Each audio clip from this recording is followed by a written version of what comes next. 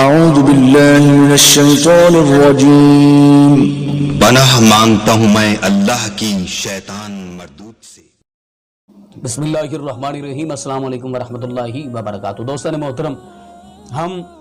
لاکھوں سلام پیش کرتے ہیں رجب طیب اردگان، ترک صدر رجب طیب اردگان، مرد قلندر، مرد مجاہد، اور ہم دعا گو ہیں کہ اللہ رب العزت اس عظیم انسان کو عمر خضری عطا فرمائے، اللہ رب العزت اس کو صحت و تندرستی عطا فرمائے۔ یقیناً خدا کی قسم بہت دل راضی ہوا جب رجب طیب اردگان صاحب فلسطین میں فلسطینی مسلمانوں کی ہمدردی کے لیے فلسطین پہنچے۔ ابھی فلسطین میں پہنچے ہیں اور انہوں نے ان یتیم بچوں کے ساتھ ملاقات کی جو اسرائیلی کتوں نے ان کے بابوں کو جام شہادت کے جام پلا دیے، اور جنہوں نے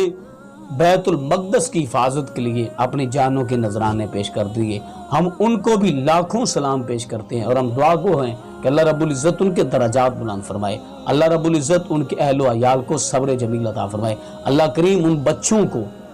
اپنی رحمتوں کے سائے میں رکھے۔ خدا کی قسم اگر ہمارے حکمرانوں میں بھی غیرت ایمانی ہوتی، ایک طرف سارے مسلمان حکمران جو انگریز اور کفار کے قدم چاٹ رہے ہیں اور قدموں میں بیٹھے ہوئے ہیں، اور ایک طرف یہ مرد قلندر جو فلسطین میں فلسطینی بچوں کے ساتھ اظہار ہمدردی کے لیے فلسطین میں پہنچا۔ یار کاش ہمارے حکمران بھی اس مرد قلندر کا ساتھ دیتے، اس مرد قلندر کی آواز بنتے، اس مرد قلندر کے ہاتھوں میں ہاتھ ڈال کر کفار کو للکارتے، تو خدا کی قسم کفار نے اس وقت مر جانا تھا۔ ان کی بنیادیں کمزور نہیں ہونی تھی، بلکہ اس وقت اس نے مر جانا تھا جب یہ تمام حکمران جو اسلامی ریاستوں کے حکمران ہیں، اس میں جتنے بھی ممالک ہیں، ہمارا مقصد کسی کی مخالفت کرنا نہیں، ہمارا مقصد کسی کی دل آزاری کرنا نہیں، بلکہ ہمارا مقصد آواز حق بلند کرنا ہے، ہمارا مقصد اپنے مسلمان بھائیوں کی آواز بننا ہے، ہمارا مقصد اپنے بھائیوں کے لیے آواز اٹھانا ہے۔ خدا کی قسم جب ان کے بچوں کو دیکھتے ہیں تو اپنے بچے یاد آتے ہیں، جب ان بچوں کے سامنے ان کے باپوں کی لاش، ایک بچے کے سامنے ایک باپ کی لاش پڑی ہو تو اس بچے پر کیا گزرتی ہے۔ ابھی وہ بچہ ہے، اس نے جوانی نہیں دیکھی، اس نے پرورش نہیں پائی ابھی تک، ابھی وہ نہ سمجھ ہے، اسے اتنا سمجھ نہیں، اتنا شعور نہیں، لیکن اس کی نظروں کے سامنے جب اس کے باپ کی لاش پڑی ہو تو ایمانداری سے بتائیں وہ جب تک زندہ رہے گا وہ عکس، وہ تصویر اس بچے کی نظروں میں، اس کی آنکھوں کے سامنے رہے گی کہ جس طرح بے دردی کے ساتھ اس کے باپ کو شہید کیا گیا۔ مسلمانوں جاگو، اپنے مسلمان بھائیوں کی آواز بنو۔ اور مرد قلندر علامہ اقبال رحمت اللہ تعالی علیہ ٹھیک کہا کرتے تھے کہ ہم ہمیشہ اس وقت رسوا ہو، برباد اور ذلیل ہوں گے جب تک ہمارے درمیان اتفاق نہیں ہوگا۔ بھائی جب ایک گھر کا اتفاق برباد ہو جائے، ایک گھر میں دو بھائی ہوں تو ان کے آپس میں اختلافات پیدا ہو جائیں، ان کا آپس میں اتفاق نہ ہو، پیار محبت نہ ہو، تو وہ گھر کبھی بھی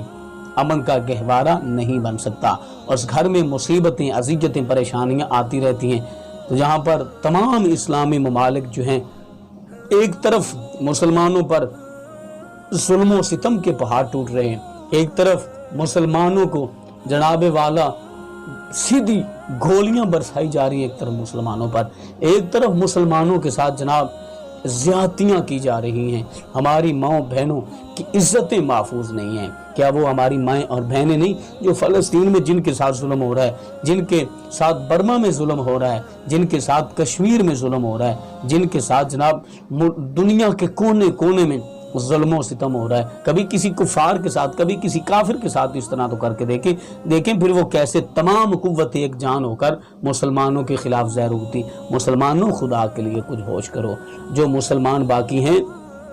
ان کو نہ شہید کرواؤ، ان کی نگہبانی کر لو، ان کی حفاظت کر لو، اپنے مسلمان بھائیوں کی آواز بن جاؤ اور رجب طیب اردگان کا ساتھ دو۔ ہم سلام عقیدت پیش